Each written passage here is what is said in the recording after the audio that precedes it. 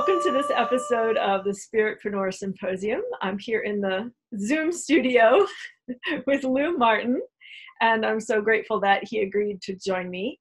And I just want to ask you, Lou, how did you get started offering, I call them spirit services. How did you get started offering your spiritual services?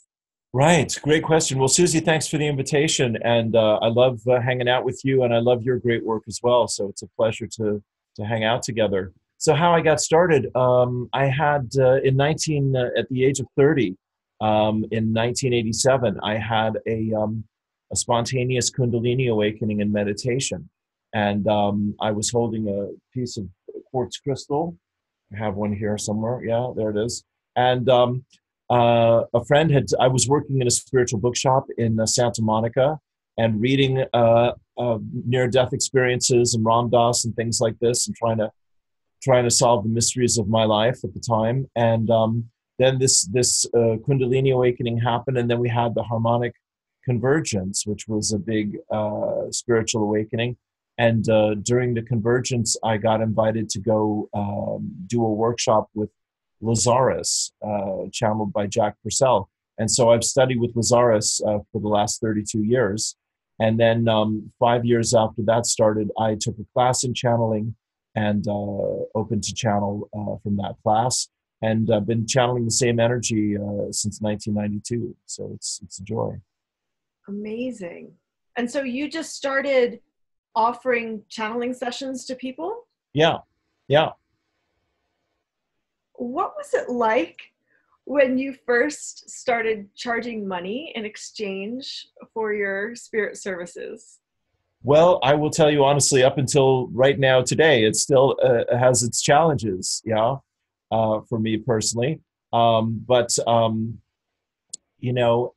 I've learned is that there, of course, needs to be an exchange of energy. Otherwise, people don't understand or respect what we're doing with them. But I had a great week 2 weeks ago. I made about 800 euro in a week, actually. So that was extraordinarily good. Usually I make somewhere around 1,000 euro a month. And that's enough to get by on, which I'm very happy with. But yeah, it's putting it out there to people, educating them what it is that I'm offering. And then, giving them options of what they want to do, 30-minute session, 60-minute session, etc. I do my morning prayers, 9 to 9:30 in Ireland every Monday through Friday. And then I have a little donation button there for people with that. I have an ebook for 4 euro. So, all these different ways that I can share what I'm learning from spirit with people, and they can support what I do. When you first started doing that 30 years ago, was it strange? Did it feel weird, or was it natural? Like, this is my gift, I'll exchange it for money and support myself in this. What was that like? I think it was all of those things. I think you've covered it very nicely. Yeah, it was strange and natural, and I think I'll give this a go and see what happens. Honestly, I have other loves in life and other passions. Like I used to do acting when I was growing up, and that was a joy. And I play music, I have a guitar, and I've written songs, and I do that from time to time, and sing, that's a joy. But this whole spiritual thing really grabbed me by the collar and hasn't let go. And that's my greatest passion. Because, of course, like yourself, my friend, as we were just chatting before we got on here, we're living in such a powerful time of awakening, healing, and growth, is the way my guides put it. And so, I want to help people understand what's happening and find meaningful and fulfilling ways to respond to the challenges in life. And of course, being a channel for spirit is just a great way to be of service. It's just a great opportunity. Did you have to go through a period of learning how to trust? Like, okay, like I'm done with it. Nice. So yeah, trust. That was hard for a little while. Yeah, it's perfect now. Yeah, babe, it's every day. Sure, this is it. On the knees, talk to the boss. Get out of the way. The mid-afternoon wobblies, time to throw on the meditations. get back to clarity. I've fallen off my bicycle. Time to get back on my bicycle. So yeah, is that, I love your humility. well, I tried everything else, Susie. So this is what I know what works, you see. I mean, you've been doing this for 30 years. That's a long, that's longevity to support yourself with your spiritual work. Sure. I'm very stubborn in that way, you see. Yes. But it honestly, hon, just like you and I hang out right now, I've met just the most amazing people. And, like you said in your question there, did this feel natural? Yes. For part of me, this feels very natural. And I mean, this is what acting and singing and channeling all have in common, or writing. I like to write, poetry and channeling some books and all. So, it's finding the music, feeling the feelings, and letting myself be surprised. So, I mean, that's just an endlessly fascinating process, isn't it? For sure. Now, I was going to ask you a question, and I'll still ask it, but you've already sort of touched on it. All right. The question is about integrity and how you maintain integrity, because you're teaching, you're sharing. How does that look in your everyday life? You mentioned getting on the bicycle, being down on your knees. Sure. Well, I have my struggles with that too, honestly. And Lazarus has a beautiful definition of integrity. They say it's spontaneous honesty and responsibility. And so I try to work with that. Isn't that gorgeous? Say that one more time for us. Sure, with pleasure, yes. Integrity is spontaneous honesty and responsibility. So, you were just saying nice things about humility, and it's like, yeah, that's what serves, being in our hearts, being in my heart, being able to help people. And, I get up against the wall, like everyone does. And then I have to really, pass the test. So sometimes I pass, sometimes I don't pass quite as nicely as I would like to. But, I haven't met a perfect person on the planet yet. So I think I'm in good company. Absolutely true. Thank you. I call them mastery opportunities.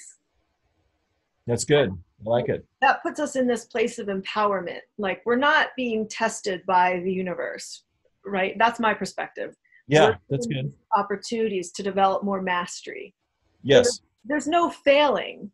It's always, just trying again, trying it a different way. Sure. Yes. Yeah, no, you have a great level of clarity yourself, my friend. You really do. And because perspective is everything, right? So what we think about something, what we believe about it, what we're willing to look for, all of that, is deeply impactful on what comes out of it. And, the process is the product, and it's to be focused on the process and detached from the outcome. So that's the ideal that I strive to live by. Tell us about your perspective about being a spiritpreneur, running a business from a spiritual point of view. I'd love to hear your thoughts on that. Sure. Well, thank God for PayPal, because that's made life a lot more manageable. Since I've been in Ireland and doing my taxes here, I just print up the old PayPal and send it off to the accountant once a year. And that seems to keep everything turning over well. Honestly, it's changed a lot, Susie. For the first 5 years here, I've been here 10 years now. For the first 5 years, I was in my car and going to 3 different locations a week, which I loved, absolutely was wonderful. It was the thrill of a lifetime. And I was making like a flyer a week, and I would do a workshop a month. And then I gave up my car. So I've done everything online now for the last 5 years. So it's gotten a lot simpler and a lot easier, just logistically. But, the challenges of running a spiritual business are probably the same for anyone who runs their own business. It's just that, you do have God as your silent partner. So when you get in your own way, you know who to turn to get out of your own way, hopefully. I've never heard anyone say that. I love that. Well, thank you very much. I hope it's helpful. Silent business partner. Yeah, yeah. You must feel that with what you do. Yeah, I wouldn't use the term God, but that's just me. Okay. But it's the same. There's force, there's source, Sure. there's Sure. light, there's that support. Yes. Yeah. The one I like is the divine. That's my favorite. Yeah. Yeah. And when I put my channelings down in writing, I say it's divine love. So because I'm channeling my higher self and my guides. So, I try to keep it as neutral and as friendly and as receiving or welcoming as possible. Yeah. Yeah, because they don't care what we call them. They can give a damn, Yeah. Yeah. They're just happy when we actually join forces and work together, right? They're happy when we call, just like any parents, They're thrilled. Oh, you thought of me. How nice. So this is really good. This is something we've never touched on in any of the other SpiritPreneur videos. Having the silent partner, and if you're just starting out in your spirit business, or if you're struggling, or if you're looking to grow and expand, this is a concept you can use, calling on your silent partner. Sure, absolutely. And what I really want to say is, and I'm sure you know this as well, I pray, meditate, and write in my journal every day. And then I do the things that I'm inspired to do. And so when we're talking about, really being of service, I find that, of course, gratitude is hugely powerful. And being very intimate and open with the divine, talking to them like they're a friend, like they're right there, like they have the answer to the question. That is a wonderful practice. I've gotten much more comfortable with that over the last 6 months or so, I'd say. And then looking for the surprises. My rule of thumb at this point is it never comes the way I think it's going to come. And I find great peace of mind in that. I used to be sitting in front of the restaurants or the bookshops or whatever, waiting for people to show up for my class or my talk or whatever, and they would be there or they wouldn't be there, and all that fun. But now that I've made peace with that, it's never going to be the way I think it should be. It's always going to be the way it wants to be for that moment, for whatever good reason. So that's given me a lot more patience and peace of mind as well. I love this, Lou. Okay, so you've been doing this for 30 years. And in that time, what I'm hearing, and maybe I'm hearing this incorrectly, but you still don't have like a tried and true system. Your system is showing up in the moment and allowing spirit and your soul to do what it's going to do with your business. That's pretty accurate. But I think there's more to say about that, which is like the phrase from my guides is, you have a foot in each world. And Jesus has the great phrase to live in the world, but not of the world. And that is the heart of the paradox. So I do Zoom groups, I do morning prayers, people come over for sessions, or I have groups at the house, etc.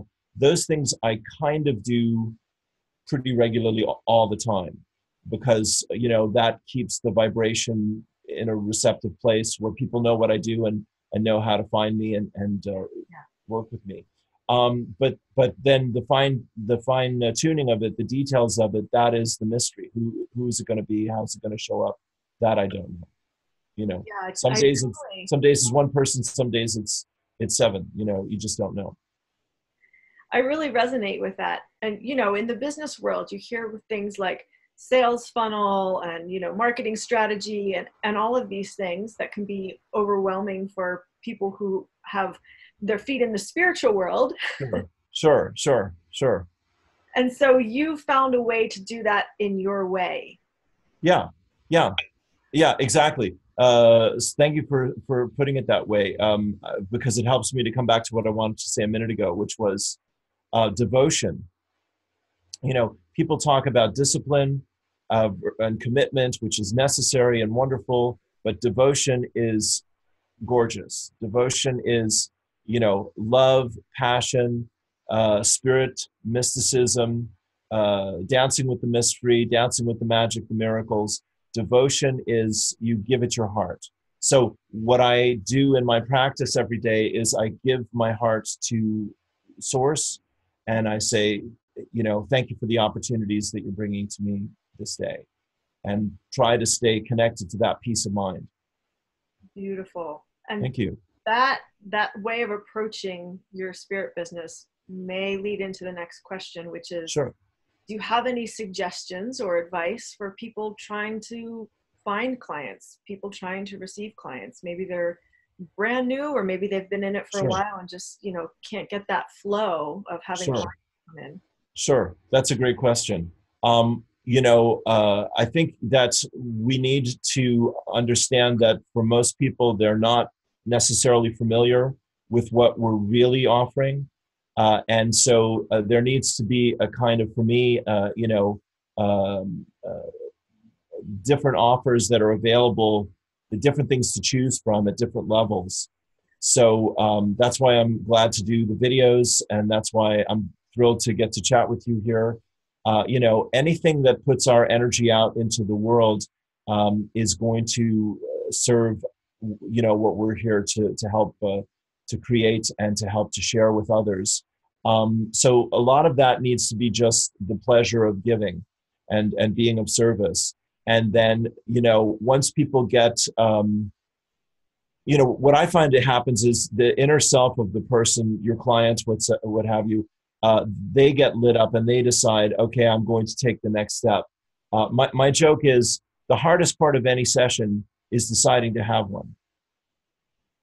Because, that's my experience giving and receiving. Because once you realize, okay, I really need to do this, I really want to do this, I can afford to do this, I'm willing to do this, great, then you've overcome the biggest hurdles. Because once you make that decision, then Spirit goes, okay, here we go. And you just come out the other side of it and you go, wow, that was better than I had imagined possible. So, there's the energy of offering and inviting and educating. And then there's trusting and being a good representative of what you are sharing with people. Being a good student of what you're teaching is the easiest way to say it. And then, just really having fun with it. I mean, that's the whole point. This is great news for any human being with a brain and a heart on the planet, that there's help available and we can live a more meaningful life. So I think we're in a growth industry. There's no doubt about it. So I'm hearing you say that an important component of receiving clients is showing up and sharing your energy in joy and passion. Yes. Being grateful for the opportunity of what we do understand and what we do know. Honestly, my life was completely different before my awakening and afterwards, in a hugely much better way. I see the same for you. And so the challenge for us that have been given these gifts is, what can I do with them? And how can I share these ideas and these energies with people in a way that they're open to receive them? So, thankfully, of course, we have Abraham and Esther Hicks. We have Oren and Da Ben. We have Lazarus. We have Paul Selig. There's many, Bashar. There's many wonderful teachers on the planet. And I think they're all laying great energetic foundations for the rest of us, to step into, so that people are becoming more aware of their spiritual inheritance and getting that desire to understand more about who they are. So it feels like it's happening just very elegantly. So you take a more, let's see if I can find the right words. You take like a soul guided approach to getting clients rather than a strategical formula. Yeah. I'm a stand-up philosopher. That's my job description, or God's holy fool. However you want to, whatever fits better. But yeah, it's like being an actor or a comedian or a musician. You're going to have a lot of opportunities to be sharing and learning in front of people, and you're going to make a lot of lovely, wonderful, big, beautiful mistakes. Good for you. Enjoy that, but yeah, if people feel your integrity, your sincerity, your passion for these things, it speaks to them very deeply, and then they're moved to trust us. The other thing I say is my job is earning people's trust.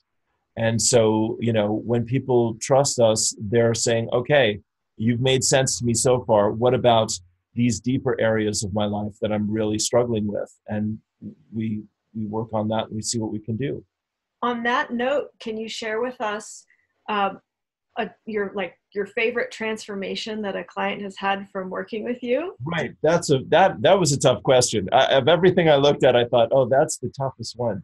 Well, yeah, I'll share with you right now. I mean, I just was in a session with a client, and she's an extraordinary woman, and we've been working together for about 3 months, maybe. I love her to pieces, and I won't say her name, of course, because that's not fair, but she went from being working in a prison to letting that go, and now becoming just an amazingly tuned in and wide open channel for spirit. And it is still 2 steps up, 1 step back, like it is for everyone. But that's as dramatic an example as I can bring to mind. And of course, again, my friend, like you, we really never know how much of an impact we have on people, because so much of it happens after they leave our site or whatever. And it's, our relationship to God, source, spirit, whatever name we like, is the most intimate, personal thing any human being has. So that we have any opportunity to help people understand how that could work better is such a huge privilege, every single time. So yeah, people go through these tremendous changes. We hear about some of them, but a lot of them, just happen outside of our attention. I think that's a really good point, that we don't know what happens down the line, like once they leave our sites or once they're not working with us anymore, but the energetic impact that ripples out to infinity. We really don't know, Sure. who else that's going to touch. Sure. That's right. Go up and do our thing. Yeah, that's right, hon. And you know that one well. And that's why it's just the coolest thing in the world, to get to touch those hearts and open those minds and help people realize that things can be different, What's your favorite part about what you do in your spirit business? That I'm constantly surprised is really, I think, the theme of the day here, for sure. And I think that's what I've come to realize. I really want that. I don't want this to be just routine, and it never is. It's always organic. It's always alive and spontaneous in the moment. And again, the great thing about channeling is it's always more than I think it's going to be. I always learn something in the process, of helping someone else learn something as well. So, this is the grace of service. We're all blessed by it. It's an amazing process. Love it. Thank you so much, Lou, for taking time out of your busy, busy day. You're so welcome. And sharing with us here, how we can become better, how we can expand more with our spirit businesses, and different approaches. What you've shared today is very different than some things that other people have shared. So I really appreciate your perspective and what you're bringing to the table, and the matrix templates for spirit business. Thank you, sweetheart. It's a pleasure to know you and to work with you. It's a joy to be here with you. Thank you.